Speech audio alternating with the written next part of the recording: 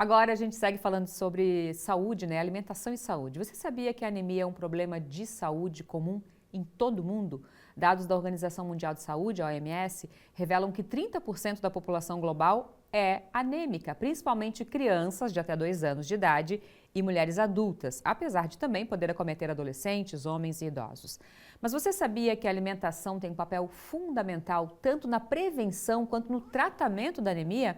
Para falar sobre esse assunto, esclarecer as principais dúvidas, nós recebemos a nutricionista Bruna Branquer para falar, né, e para a gente esclarecer, falar sobre os mitos e verdades. Bruna, seja muito bem-vinda, obrigada pela presença com a gente aqui. O que é anemia, né? A gente sabe que é uma deficiência, né, de ferro. É basicamente isso e os sintomas, né, que a gente já deve ficar em alerta. Boa tarde. Boa tarde, obrigada pelo convite mais uma vez, é um prazer estar aqui. E é uma temática de suma importância e a anemia, respondendo já a tua pergunta sobre o que é, ela é justamente essa dificuldade do nosso organismo transportar oxigênio. Então, se fôssemos definir, seria essa a definição. E uma das principais causalidades disso é a deficiência de ferro. Os principais sintomas assim que temos que ficar em alerta é o cansaço. Então a pessoa ela vai chegar ao consultório ou vai ter esta queixa comum no dia a dia sobre cansaço. Muitas vezes até uma falta de ar, uma dificuldade ao executar as atividades do cotidiano e até mesmo as atividades físicas. Então essa sensação, né, de cansaço e falta de ar é muito comum. Queda de cabelo pode acontecer também quando a anemia já está instalada de uma maneira mais severa. Nas crianças é muito interessante porque elas ficam com as unhas pouco coradas. O próprio aspecto físico do paciente, você olha para ele e você já vê que ele tem um aspecto hipocrômico, assim, parece que ele está um pouco mais pálido. Então, esses são alguns dos sintomas bem importantes para ficar em alerta. Eu falei ali sobre as crianças, né, com menos de 2 anos e as mulheres, principalmente. Por quê? Olha, a prática clínica é clássico, assim.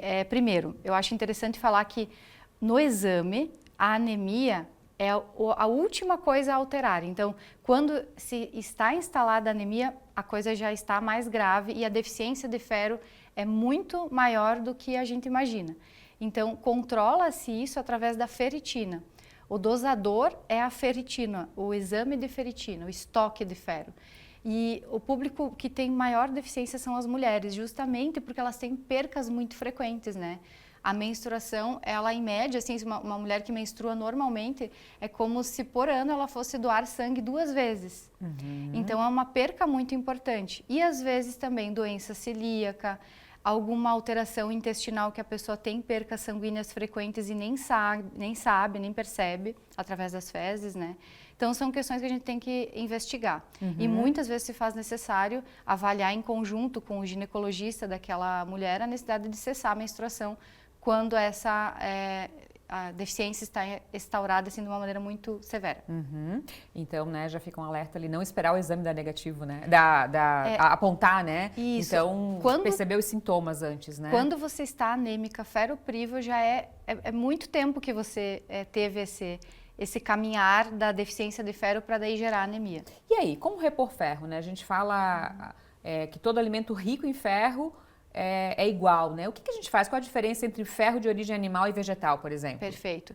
Primeiro, sempre que a gente for pensar em repor alguma coisa, nós sempre utilizamos a via mais fisiológica. Então, o alimento primeiro e o suplemento vem quando a via é mais natural, o alimento convencional não alcança as necessidades do indivíduo. Nesse caso, a gente tenta, sim, fazer uma dietoterapia bem organizada.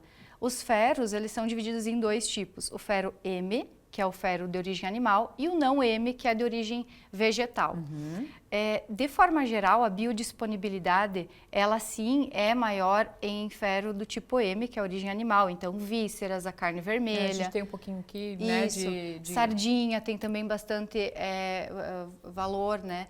Mas as leguminosas, que é a lentilha, o feijão de todos os tipos, a ervilha, todos esses componentes também são riquíssimos e quando nós associamos um elemento como um ácido ascórbico, uma vitamina C, em conjunto com essas leguminosas, a potência de absorção fica muito maior. Então, cientificamente, eles são semelhantes. A gente não pode afirmar que a biodisponibilidade é maior em ferro de origem animal. Se for bem combinado e bem organizado, cientificamente, os dois têm a sua importância. E quando você fala da combinação com a vitamina C, por exemplo, também conseguimos tirar dos alimentos? Com toda certeza, e é muito fácil. A coisa mais fácil da gente conseguir na alimentação é alcançar a vitamina C. Um dos alimentos que é fonte altíssima é a acerola. Então, a acerola, ela é fantástica. 100 ml de um suco bem concentrado, ela fornece a necessidade do dia todo. E quando combinamos a vitamina C com uma alimentação que tenha ferro, uma lentilha, um bife, e botar um suquinho aqui de acerola, ou uma laranja in natura, caju também, para quem é do Nordeste, funciona muito bem. Kiwi, enfim, nós temos assim fontes de ácido ascórbico muito amplas na nossa dieta. Você já deu alguns exemplos aí, né? Quais são as outras combinações de alimentos, né, que a gente podia, ou quem precisa, né, aumentar a absorção de ferro no dia a dia? Perfeito. Folhosos verde escuro vão entregar. Então, até alface no nosso prato do almoço vai entregar, mas eu diria assim, pensar no prato, traçar uma linha imaginária nele e metade do prato colocar de vegetais.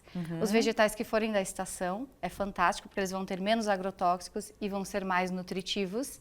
Então, dentro disso, as folhosas verde escuro, uma lentilha, que tem muito mais ferro que o feijão. Pois é, né? A lentilha tem mais ferro do que o feijão nesses comparativos. E é uma delícia também, Nossa, né? Um alimento fantástico. Eu amo colocar no cardápio dos pacientes e gostaria que não fosse consumido só no ano novo, né? Que aqui a gente tem esse hábito de deixar a lentilha... E eu acho mais fácil de fazer até. Ela é mais prática, mais né? rápida. O tempo de remolho é mais curto, então é maravilhosa.